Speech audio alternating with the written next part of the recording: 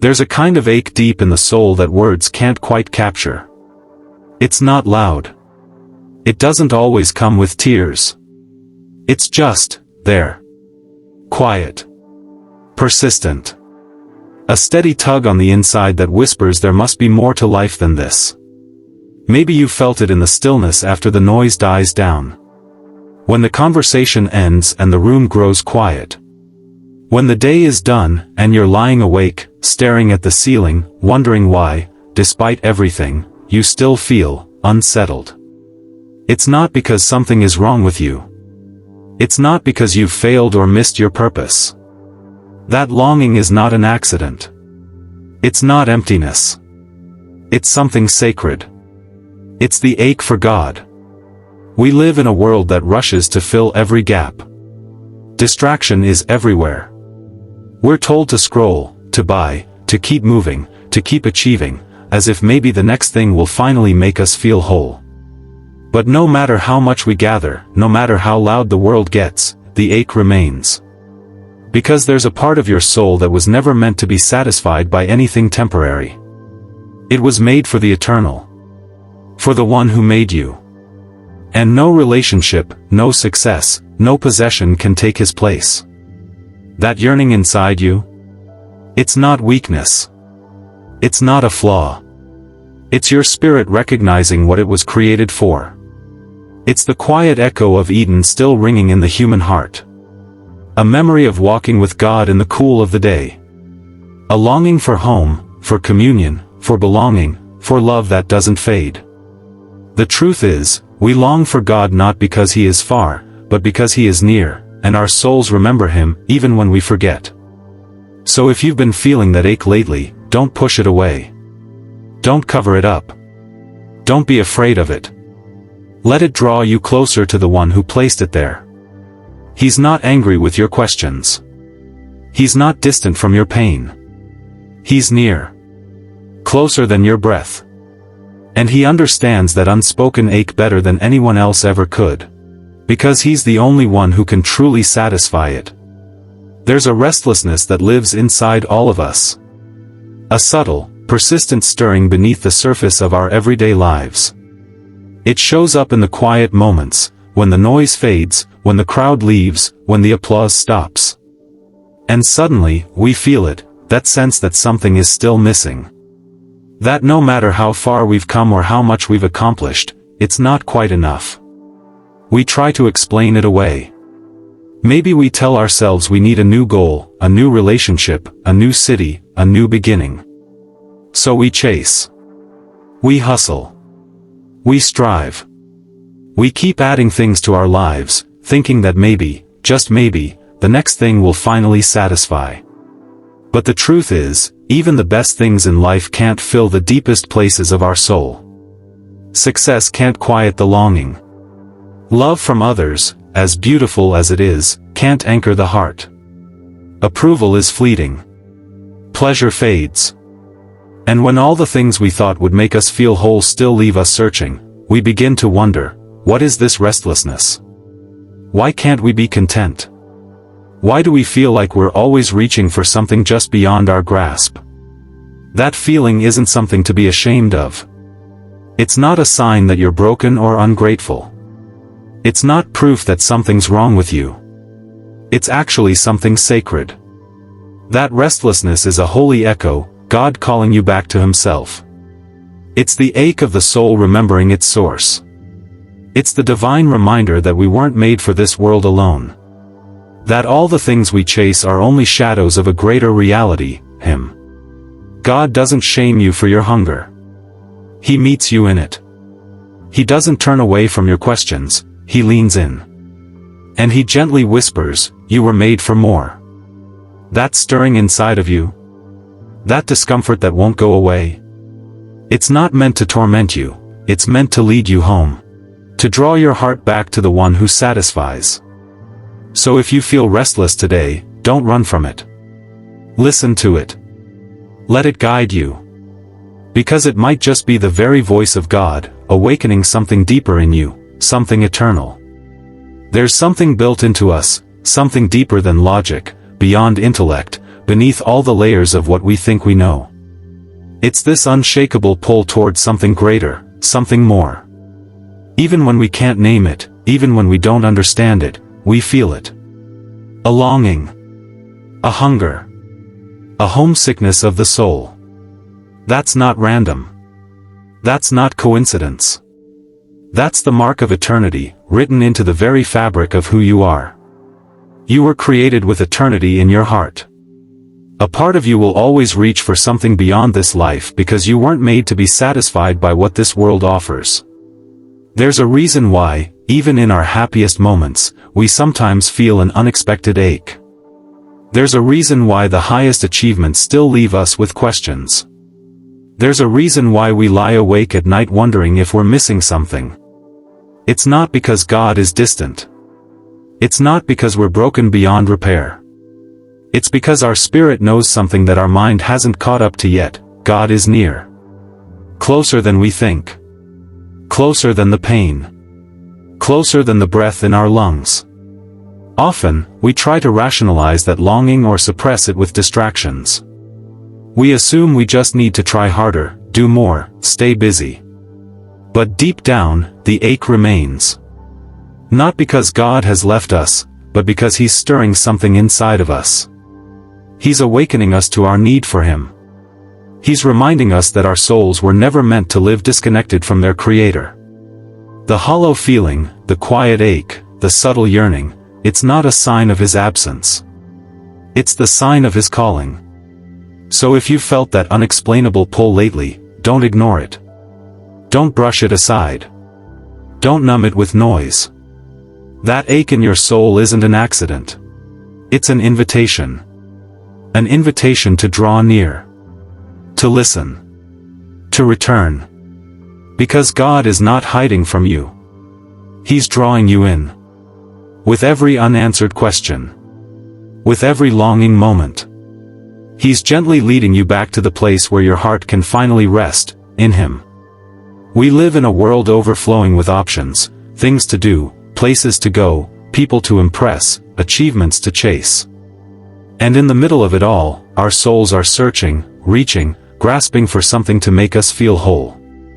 When that deep longing surfaces, we often don't know what to do with it. So we reach for what's easy, what's available, what's culturally applauded.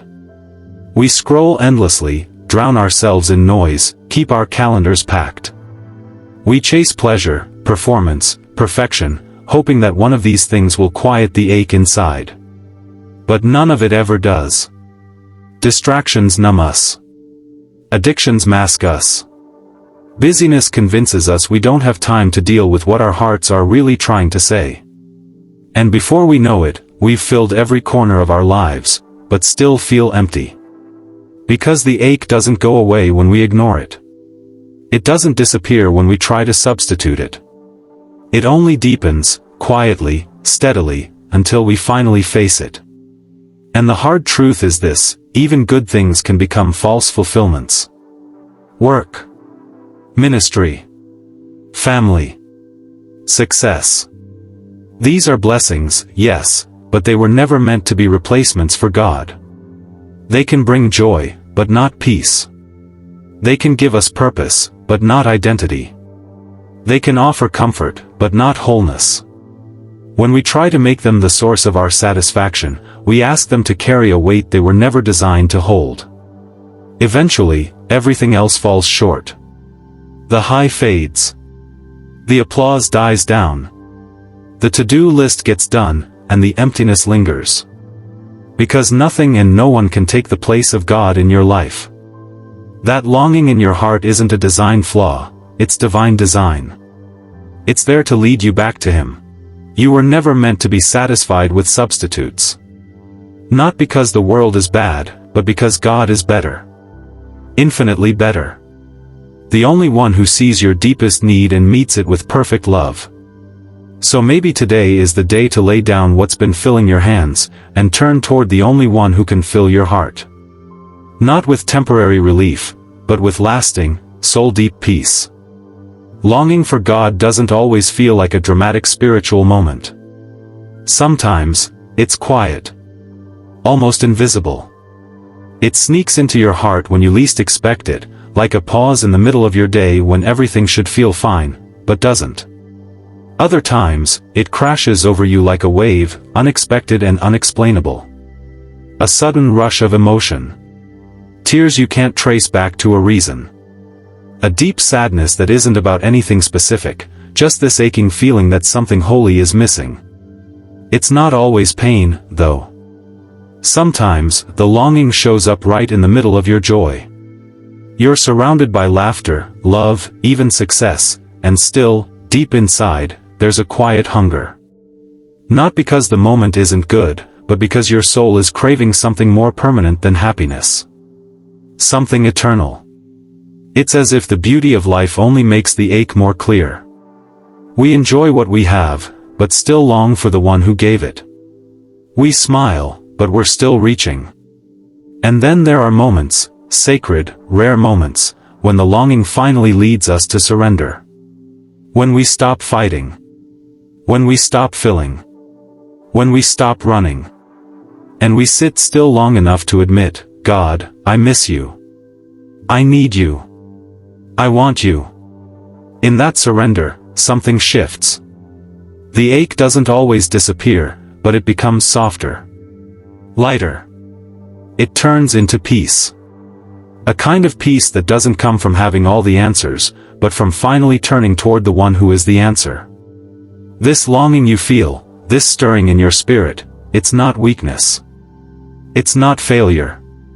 It's not a lack of faith. Longing for God is not something to be ashamed of. It's something sacred. It's the soul's way of worshiping.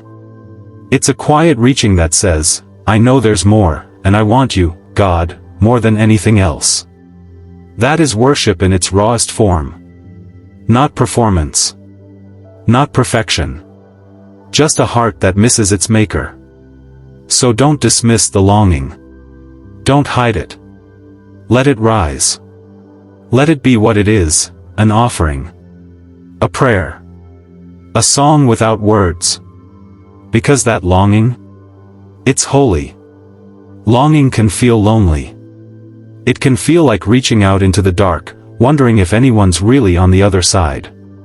We ask, we hope, we wait, and sometimes, all we hear in return is silence. But that silence is not abandonment. That longing is not ignored. Because the truth is, God doesn't reject longing. He responds to it. He always has. From the beginning of time, He has leaned in toward the searching heart. Not because we have all the right words. Not because we come perfectly. But simply because we come. God draws near to those who seek Him, not just the strong, not just the sure, not just the already healed. He comes close to the weary, the unsure, the ones holding nothing but questions and desire. Even if your prayers feel empty.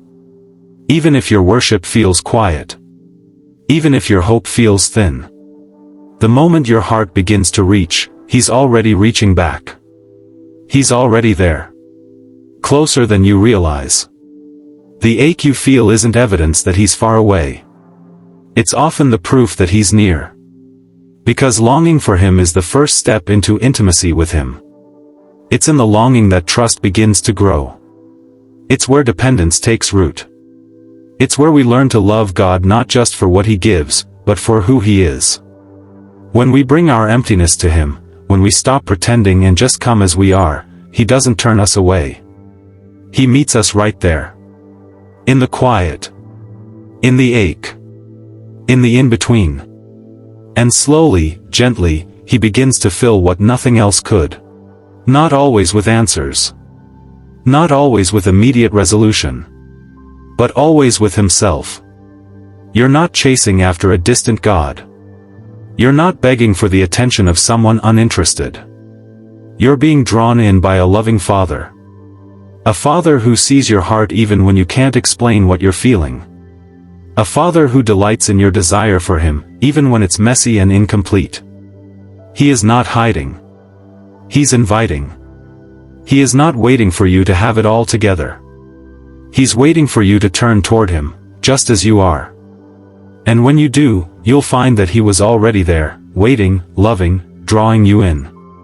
There are seasons when God feels far, when prayer feels dry, when worship feels forced, when your soul feels like it's wandering through a fog. Maybe you're in that place right now. You miss him, but you can't feel him. You want to draw near, but don't know how. Everything feels distant, cold, silent. But here's what you need to know: distance doesn't mean disqualification. Feeling far from God doesn't mean he's left you. Often, it's in these very moments that he's drawing you back, gently, patiently, through the longing itself. So what do you do when God feels far? First, be honest. Don't hide behind polished prayers or spiritual cliches. Just tell him, God, I feel distant. I miss you. I want to feel close again. You don't need the perfect words. You just need a willing heart. He's not waiting for a performance. He's waiting for honesty. And he meets the honest heart with compassion every time. Next, stop running to lesser things. It's easy to numb the ache with distractions, to fill the silence with noise, to reach for comfort in everything but God. But none of those things will satisfy. None of them will bring you back to the peace you're craving. So pause. Take inventory. What are you turning to when God feels far? What are you using to fill the gap? Let it go, not in shame, but in surrender. Not because God demands it, but because your soul needs it. Then, make space. Space to be still. To read his word. To sit in silence. To just be with him. Not to earn closeness, but to remember it. Because he's already near. You just need to slow down long enough to notice. Create quiet moments, 5 minutes, 10 minutes, whatever you can give. Open your Bible, not as a task, but as an invitation. Listen for his voice, not in thunder, but in the whisper. He often speaks in stillness, not noise. Sometimes, the longing itself is the path back to him. It's the sacred hunger that pulls you out of the fog and into his presence. So don't run from the longing. Let it lead you. Even if you don't feel anything right away, even if your prayers feel small, he hears. He sees. He's near. Always near. And the moment you turn your heart toward him, he meets you right there, with love, with mercy, with open arms. Longing doesn't mean you're failing, it means you're alive. Spiritually awake. It means your heart still remembers that it was made for more. And while the ache may feel heavy, it holds holy potential. Because longing for God is often the very thing that leads to deeper love for him. When we desire him, when we ache for closeness, for communion, for something more than surface-level faith, it's not emptiness. It's the beginning of something sacred. A seed being planted. A foundation being laid. Desire has a way of softening us. It humbles our pride. It strips away our self-sufficiency. It reminds us that we're not as strong, not as in control, not as fulfilled as we thought. And that's not a bad thing. In fact, it's a holy gift. Because when we're soft, God can shape us. When we're empty, he can fill us. When we're longing, we're open. Open to love him, not just for what he gives, but for who he is. Not just with our minds, but with our whole hearts. This kind of longing refines us. It burns away the distractions, the false attachments, the noise. It clears space for deeper intimacy. It prepares us to recognize God, not just in the big, miraculous moments, but in the quiet, everyday ones. It sharpens our awareness of his presence. It tunes our hearts to the sound of his voice. It makes us desperate for him in a way comfort never could. And sometimes, that desperation is the doorway to the most beautiful kind of faith. You see, this ache isn't proof that God is far, it's proof that your heart was made to be close. That you were designed for union, for nearness, for love that never lets go. The very fact that you feel the longing is a sign that God is calling you deeper. Closer. Further into his heart. So what if the longing itself is a gift? Not a punishment, not a void, but a holy invitation. A reminder that you are loved. Wanted. Chosen. That there's more of God for you to know, to receive, to experience. And the longing? It's what carries you there. What draws you into the depths of love that will never run dry. The ache you carry. God sees it. The questions you whisper into the night. He hears them. The tears no one else notices, they do not go unseen by him. There is a promise that runs deeper than every disappointment, louder than every silence. God will fill what the world cannot. No matter how far you've wandered, no matter how dry your soul may feel, he is not done with you. Not even close. He's the only one who fully knows you, your thoughts, your motives, your wounds, your desires, and still fully loves you without hesitation. That kind of love doesn't exist anywhere else. It can't be earned, and it can't be lost. While the world measures your worth by what you produce, achieve, or appear to be, God looks straight into the raw, unfiltered core of who you are and says, "You are mine." He sees the searching. Not just in your words or your actions, but in your soul. In the places you don't even know how to name. And he draws near, not to shame you, not to pressure you, but to gently say, "Come. Come closer. Come rest. Come be known." Because he has never stopped wanting you. Never stopped waiting for you. There's a promise tucked in the book of Jeremiah, and it's not just poetic, it's personal. You will seek me and find me when you seek me with all your heart. That's not a maybe. That's not a suggestion. That's a guarantee. If your heart is reaching, even through doubt, even through pain, even through uncertainty, you will find him. Because he is already reaching for you. Not with frustration. Not with disappointment. But with open arms. When you long for God, when you finally admit that nothing else satisfies, you'll discover something even more beautiful. He has been longing for you all along. Every step you've taken. Every breath.